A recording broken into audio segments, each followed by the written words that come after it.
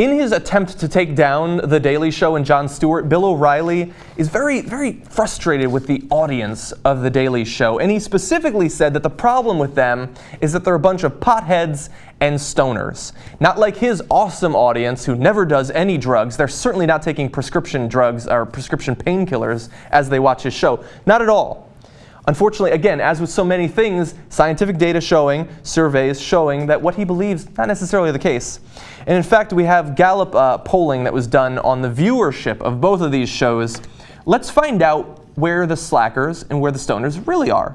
Now, which audience is more likely to have 4 or more years of college education? Well, The Daily Show viewers are 78% more likely than average. O'Reilly Factor viewers, 24% more likely.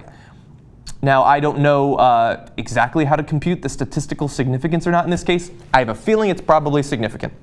Who is more likely to have a household income of $75,000 or more? Well, The Daily Show viewers, 42% more likely than average. O'Reilly Factor viewers, 6% more likely. What about 100,000? Let's up the ante. Daily Show viewers, 26% more likely than average. O'Reilly Factor viewers, 11% more likely. Now, when it comes specifically to what sorts of jobs they have, which are more likely to have a household income of $75,000 plus and an occupation of professional, owner, or manager? The sort of awesome Americans that he touts every day on his show. Daily Show viewers, 74% more likely. O'Reilly Factor viewers, 15%. Let's just go broad brush. White collar profession. Daily Show viewers, 37% more likely. The O'Reilly Factor viewers, 15%. We've shown you the actual information. What is it demographically that makes up the viewership of The Daily Show and the O'Reilly Factor? You can draw your own conclusions from that information, but it seems like at least in half of what he said he is incorrect. Now, Bill O'Reilly calling Daily Show viewers stoners and slackers. Now, I don't doubt that many of them are probably stoners, but it turns out that they're not actually slackers.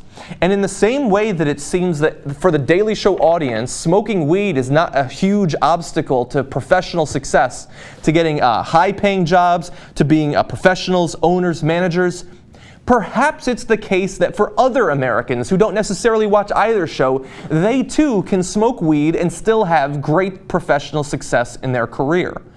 I don't have data on that right here, but it could be the case. And perhaps Bill O'Reilly should look into that before denigrating Colorado for legalizing and attempting the experiment of having legal recreational marijuana. Perhaps there's something to that. Perhaps you should look into it. But no, instead he just goes on the air and he insults the audience of The Daily Show when he would love to have these people be his viewers.